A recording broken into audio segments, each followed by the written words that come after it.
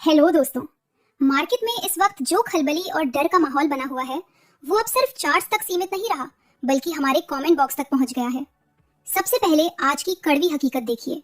Origin का price अब गिरकर $4.86 के खतरनाक जोन में पहुंच गया है। पिछले एक हफ्ते में लगभग 21% से ज्यादा की गिरावट आ चुकी है और ये कोई मामूली गिरावट नहीं है, क्योंकि चार्ट पर हमने प्राइस को 4.50 के निचले स्तर को छूते हुए साफ देखा है। ये एक ऐसी कड़वी सच्चाई है जिससे अब आप और हम मुंह नहीं मोड़ सकते। कल के वीडियो पर आप लोगों के कमेंट्स पढ़कर मुझे हैरानी भी हुई और उन निवेशकों के लिए बेहद दुख भी जो अपनी मेहनत की कमाई खो रहे हैं। हमारे एक भाई का दर्द देखिए, जिन्होंने अपना 25 लाख रुपए का पोर्टफोलियो भारी नुकसान में बेच दिया और उन्हें 7 लाख का घाटा सहना पड़ा। वहीं दूसरी तरफ कुछ दोस्त कमेंट्स में कह रहे हैं कि मैडम, सिस्टम को समझे बिना लोगों को बहकाने का काम मत करो। दोस्तों, मेरा मकसद यहाँ किसी को गुमराह करना नहीं बल्कि वो डेटा और हकीकत दिखाना है जिसे लोग अक्सर अपनी भावनाओं की वजह से देख नहीं पाते। अगर बिटकॉइन और ईथर गिरते हैं तो पूरा मार्केट नीचे आता है, लेकिन क्या आपने गौर किया कि जब कल पूरा मार्केट रिकवर करने की कोशिश कर रहा था तब भी LGNS का चार्ट सिर्फ और सिर्फ नीचे की तरफ ही जा रहा था। कुछ लोग इसे कंपाउंडिंग का महान प्रोजेक्ट बता रहे हैं और लगातार इसका प्रमोशन कर रहे हैं, लेकिन मेरा उनसे एक सीधा सवाल है कि क्या जलते हुए घर में आप बैठकर फर्नीचर की गिनती करेंगे? क्या गिरते हुए पोर्टफोलियो में कंपाउंडिंग आपके डूबे हुए पैसे वापस ला पाएगी? आज मैं आप सबसे एक सीधा सवाल पूछती हूँ, क्या आपको वाकई अभी भी ये लगता है कि इस गिरते चार्ट और टूटते सपोर्ट लेवल्स के साथ आप यहाँ करोड़पति बनेंगे? क्या आपका पैसा वाकई सुरक्षित है या आप सिर्फ एक डूबते हुए जहाज के मुसाफिर बन चुके हैं? चलिए अब जरा उन फिलोसॉफिकल दावों की पोल खोलते हैं जो प्रोजेक्ट ने इस तबाही के बीच शेयर किए हैं। ओरिजिन अवेक ने एक बहुत ही अजीब और दार्शनिक अपडेट शेयर किया है। इनका ट्वीट कहता है, True greatness is rarely forged in tranquility, it is tempered in the crucible. For a project to reach its zenith, it must often endure one final, visceral conflagration, a last fire that serves not as an end, but as a definitive purification. दोस्तों, इसका सीधा सा मतलब ये है कि ये इस भारी गिरावट को बर्बादी नहीं बल्कि एक शुद्धिकरण यानी सफाई बता रहे हैं। ये कह रहे हैं कि शिखर तक पहुंचने के लिए इस आखिरी आग से गुजरना जरूरी है। लेकिन मेरा सवाल ये है कि क्या ये आग सिर्फ निवेशकों के पोर्टफोलियो को जलाने के लिए है?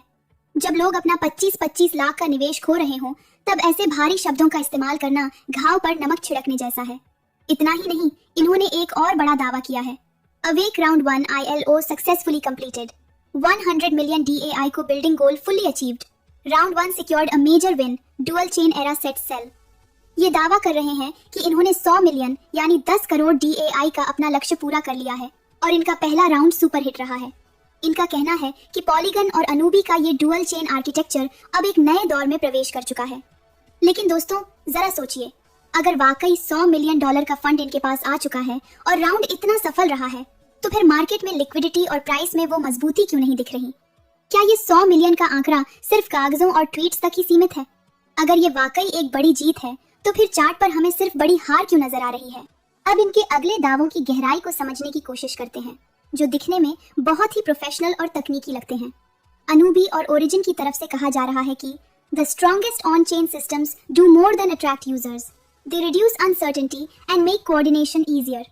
इनका दावा है कि एक मजबूत सिस्टम सिर्फ यूजर्स को इकट्ठा नहीं करता बल्कि वो अनिश्चितता को कम करता है और लंबे समय तक भागीदारी को तर्कसंगत बनाता है। लेकिन मेरा सवाल ये है कि जब चार्ट पर हर दिन एक नया लो बन रहा हो तो एक आम निवेशक की अनिश्चितता कैसे कम होगी? क्या ये फाउंडेशनल इंफ्रास्ट्रक्चर सिर्फ शब्दों का खेल है? इसी के साथ इनका एक और बड़ा दावा सामने आया है। There is a difference between a network that grows and a network that compounds. Growth can be bought, compounding has to be designed. दोस्तों, ये यहाँ ये समझाने की कोशिश कर रहे हैं कि ग्रोथ तो खरीदी जा सकती है लेकिन कंपाउंडिंग डिजाइन करनी पड़ती है। ये कह रहे हैं कि जैसे जैसे कैपिटल और भरोसा सिस्टम में बढ़ेगा ये खुद ब खुद मजबूत होगा। लेकिन जरा रुकिए, अगर भरोसा बढ़ रहा है तो लोग अपना 25-25 लाख का पोर्टफोलियो लॉस में क्यों बेच रहे हैं? क्या ये डिजाइन सिर्फ बड़े खिलाड़ियों के लिए है और छोटे निवेशकों के लिए सिर्फ लॉस? इतना ही नहीं, ये इसे बैंकों और पुराने फाइनेंशियल सिस्टम के खिलाफ एक बड़ी जंग बता रहे हैं। इनका एक और ट्वीट कहता है, the bigger shift is not the headline number, it is the repricing of money around ownership and custody. Once people hold value without asking permission from a banking intermediary, every legacy financial model starts to look fragile. ये कह रहे हैं कि ये आंदोलन बैंकों से आजादी का है। माइकल साइलर जैसे बड़े नामों का जिक्र करके ये इसे एक महान क्रांति का रूप दे रहे हैं। लेकिन क्या इस महान क्रांति की कीमत छोटे निवेशकों के खून पसीने की कमाई से चुकाई जाएगी? जब आपके पास बैंक जाने की आजादी नहीं होगी और आपका क्रिप्टो पोर्टफोलियो जीरो की तरफ बढ़ रहा होगा, तब यह संप्रभुता आपके किस काम आएगी? क्या ये बड़े बड़े विजन सिर्फ इसलिए दिखाए जा रहे हैं ताकि आप आज के प्राइस क्रैश को भूल जाएं?